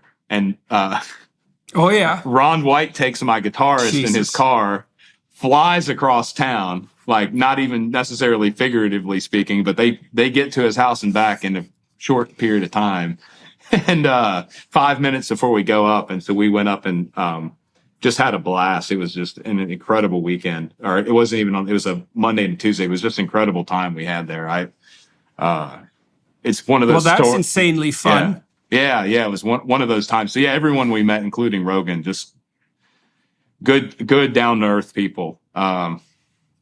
Every time I go to see Rogan, and this is really the truth, it's like I breathe a sigh of relief when I get into his studio, because first of all, he's insanely funny, and that's always such a relief. But also, I know perfectly well that I'm going to talk to someone for 3 hours, and I'm not going to have my snake eye open, looking for serpents, because Rogan is just exactly who he is. And like, he'll push back and he has his opinions, and he's a hard-headed bastard and all of that, but he's not he's not a Pharisee, he's not laying traps for you to step into so he can look good at your expense. He doesn't do that. And it's such a bloody relief to talk to him. And I'm sure that's a huge part of the reason that he is so successful, is that people can trust him. And, as far as I can tell, that trust is warranted, because every single situation I've seen Joe in, and I've seen him in a lot of situations and some pretty intense ones and challenging ones, he doesn't get edgy. He isn't egotistical. He doesn't defend himself. He's just like calm and together, and probably his fighting background has helped him with that too, I'd say so, yeah. It's hard to intimidate Rogan. Yeah. So, and that was thumbs part up of, for Joe, that was man. part That's of what my, I think. That was part of my thought process going through this. Like, I questioned whether I should even do a podcast at all, because I'm not a public speaker, but, or at least I guess I'm not really even a musician. I mean, our first paid gig was the farm market, the big farm market with 12,000 people. So it's kind of like, maybe I am a public, I don't know what I am at this point, but, I remember. Right. Well, you have to find out. Within those first couple days of everything blowing up, and like, we were getting flooded with requests for interviews and podcasts. And I remember telling my buddy, and I was joking it, like, I had no idea it would turn into this, but I said, I want to do Joe Rogan for my introductory, and I want to do Jordan Peterson, like, to try to unpack all of this. And then I'm going to call it good and let that be that. And so, like, here we are. I mean, it's crazy. It's still surreal that you and I are talking. Like, it's so funny. I'll tell you, since we're talking about my wife some, and I mentioned this on Joe Rogan, that I drove her crazy listening to Camping with Steve YouTube videos at night before we went to bed. And so I got to meet Camping with Steve. He and I have connected and talked, and he's just awesome. But she doesn't know your name, but she would get driven crazy because anytime I'm in the house, like cooking dinner or doing anything, I've got Philosopher Man on. And so she'd say, "Oh, you're listening to Philosopher Man again." But I'd listen to your stuff for hours every night. And so it's just crazy that we're sitting here having this conversation. But I told her I was going on the Jordan Peterson podcast, and she said, "Jordan Peterson." I said, Philosopher Man. So, you have to apologize to her for me. Yeah. Oh, yeah. Well, that's pretty. It's pretty funny, all right. Yeah. Well, that's so interesting. Well, it's so interesting too for me to see that, that you developed this crazy vision a few years ago, and now all these surreal things are happening to you. And I actually think that's how the world works, man. I think the world has a real dreamlike quality to it, which is why we dream to try to figure it out, and that your dreams call to you. I mean, that's what the psychoanalysts taught. I certainly learned that from Freud, and more even from Carl Jung, that your dreams, you can dream the future. In fact, that's how the future comes about. You either dream the future or you let it turn into a nightmare. Like, those are the options. And so you dream the future by asking yourself what you want, assuming that you're trying to take care of yourself. And you do that in a way that brings other people on board. With this ARC enterprise in the UK, we're trying to develop a vision that when people hear, they think, geez, I'd make some sacrifices to be part of that. I'd put some work into that. They're not trying to hit me over the head with a cudgel, and they're not trying to frighten me. They're trying to invite me to the table, right? They're inviting me to the discussion. And that's really what we're praying, and both metaphorically and literally, to do, is to say, look, man, if we got our act together, if we were all visionaries and we told the truth and we cooperated properly, we could make the desert bloom, right? There's no limit to the problems we could solve. We don't have to run around like Chicken Little claiming that the sky is falling and, put all these limitations on ourselves and doom the third world to penury and starvation and assume that there's too many people on the planet. We could just shoulder our damn burdens and walk uphill properly and fix the place. And we can do that. And if we don't, well, we'll get what's coming to us. And we've had that happen a couple of times in the 20th century, and that wasn't so pretty. And so hopefully we'll be smart enough. God, I hope we're smart enough not to do that again. Yeah, I mean, that there's verses in Ecclesiastes that talk about repetition throughout time, but there's always that same driving force and that element that created the Soviet Union and created so many nightmares before it and after it, like that still is just as much present today as it was then. And it's like, if we don't, it's like you have to be proactive at keeping that balance, that harmony there. Cause like the political climate in the world we live in now is benefiting a handful of people. And it seems like that handful of people is doing everything they can to keep the system in that sort of disorder. But if somehow if people could, and you're right, and it's like you talk about the power of imagination, you know, but it really is the truth. It's like if people could just figure out in their own space how to make things better and just even have a vision of things being better, and just a certain amount of people did that, like that's all it takes. And then a lot of the this problems that we talk about, like even in politics and all, would almost resolve themselves just inherently from that. From people taking responsibility. Well, that's right. Well, there's another scene in Exodus where that's actually laid out. It becomes part of the principle of subsidiarity, which is a core element of Catholic social doctrine and a fundamental element of genuine conservatism, which is that if you build a hierarchy of responsibility, so individual, marital, familial, community, state, all of those levels, and every single level takes its responsibility, there's no reason to have a king, and there's no desert, right? And the rule is something like this, is every bit of responsibility that you refuse to take on your own behalf, on behalf of your family, let's say, or your community, that responsibility will be taken up by tyrants and used against you. And I think, well, how could it be any different, right? Because if you leave something necessary just lying there on the table, it's just an invitation for a thief to steal it, like obviously.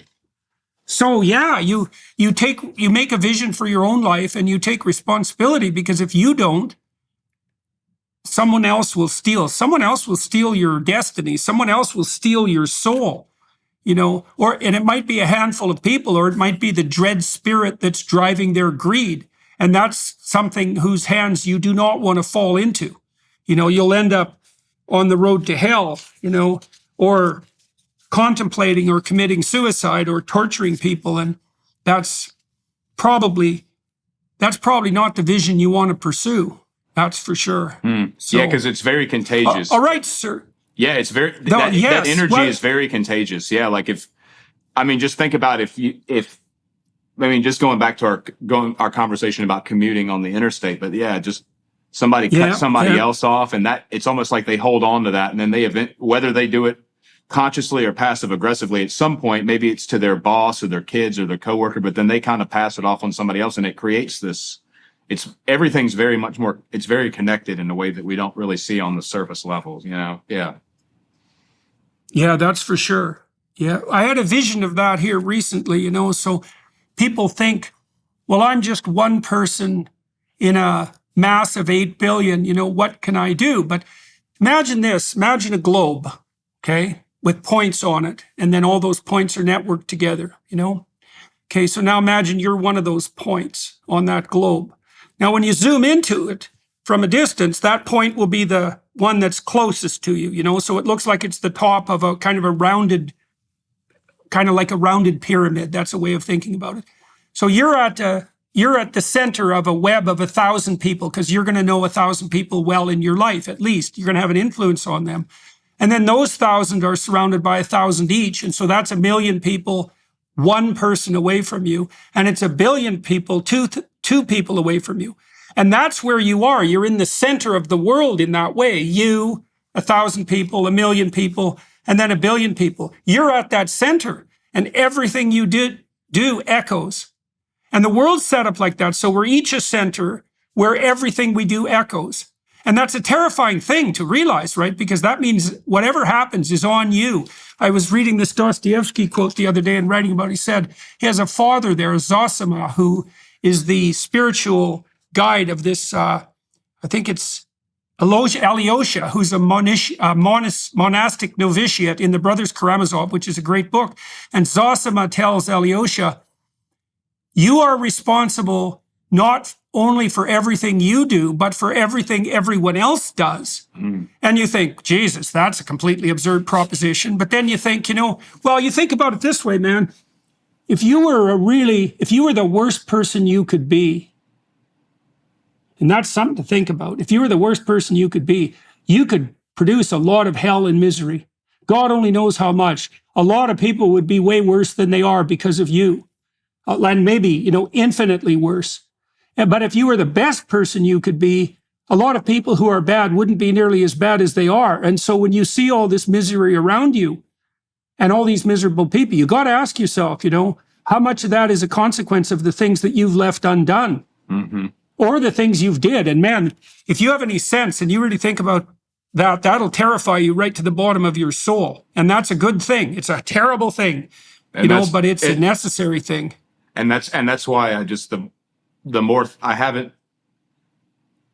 I've thought through sort of even just what it is you said now, there has to be something pure and honest and righteous at the top of our focus collectively in order to maintain that.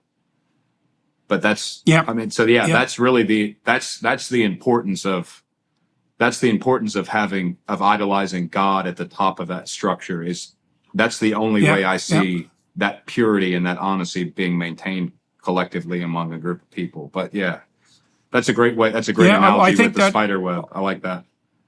Yeah. Well, it's a very good vision. Well, and I think what you closed with there is correct. As far as I can tell, that's the insistently repeated message of the biblical corpus and all the works of wisdom that surround it, is that you have to put what's appropriately ultimate at the top. And that is something like the sum of all that's good, right? The summum bonum. That's a definition of God. It's truth and beauty and justice and mercy all united into a single character. That's a way of thinking of character you're supposed to embody and put at the top, which is the same as celebrate or worship. Yeah, I think that's right. Look, we should stop. I guess it's 107 minutes into this 90-minute podcast, and it was really fun talking to you. It's really good to meet you, and I would say, man, congratulations on your success. Congratulations on developing your vision. Congratulations to you and your wife for having enough sense to knock your heads together and come to something approximating a consensual solution, and to getting over your resentment and to having your dreams come true. And isn't that a weird thing that can actually happen? Yeah, that's for sure. Yeah, I'm excited to see what happens in the future. Yeah, and likewise with you, congratulations on even your recent success. And I'm excited to see. I know that you're in the midst of a lot of different battles, and so I wish you the best with all of them. I keep you in my prayers, and I hopefully we'll be able to keep in contact moving forward. Like I said, I definitely enjoyed having this conversation with you. Yeah, well, there's something exciting about having an adventure that's crazy enough so you literally don't know what's going to happen next.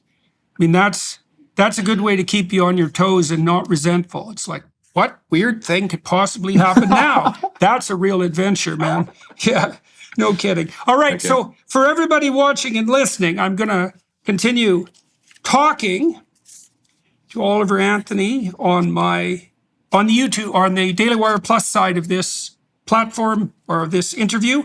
We're going to talk a little bit more about autobiographical issues, which is what I generally do there. Thank you to the film crew here in Florence for making this possible today, and for Daily Wire Plus for facilitating it. And thank you very much for talking to me today. And good luck keeping your head straight through this crazy sallying forth that you're embarking upon. Bye-bye, everybody. Thank you.